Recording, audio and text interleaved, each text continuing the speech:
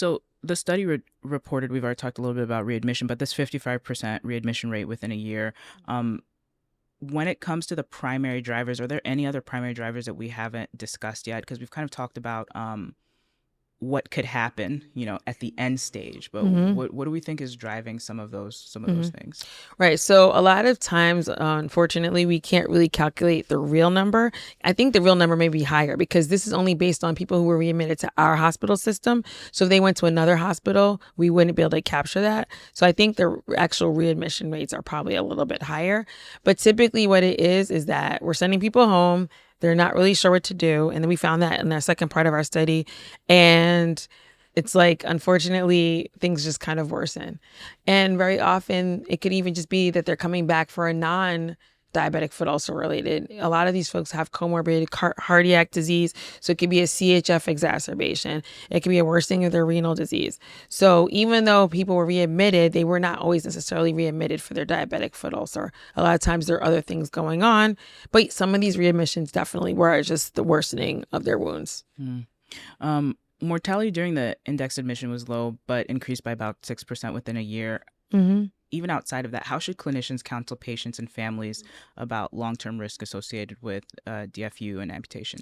Right. So again, if you've lost your leg, unfortunately, within 5 years, only 50% of that group will still be with us. And a lot of it has to do with the fact that most of these people have comorbid cardiac disease. And so it's making sure that we're doing what we need to do to prevent cardiac disease. So it's the glycemic control, making sure that they're on a statin and all the other things that come along with trying to decrease risk for a heart attack or stroke. Mm.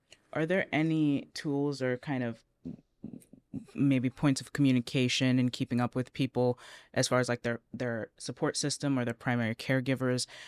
How is the community, family around them maybe engaged or not Right. to help with the success of their outcomes? So one of the things that we learned from COVID is that loneliness can definitely impact health outcomes. So if you have someone who's doing this on their own, it's going to be overwhelming and they probably will not do as well as someone who's got supportive family.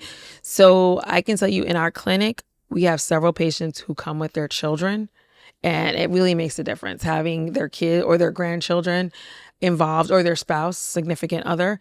It definitely makes a difference. Like, for example, I saw a patient recently. I was doing a medical mission and he said that his wife does all the cooking.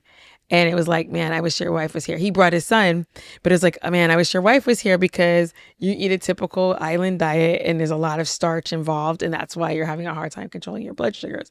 So again, he did bring his son. And his son was able to hear and receive it. But at the end of the day, a big part of his diabetes plan is about his diet.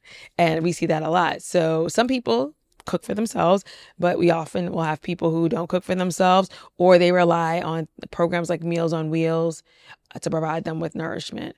So, definitely it makes a difference when you have a good support system and when this support system comes to appointments and is integrated into the care team. Mm-hmm.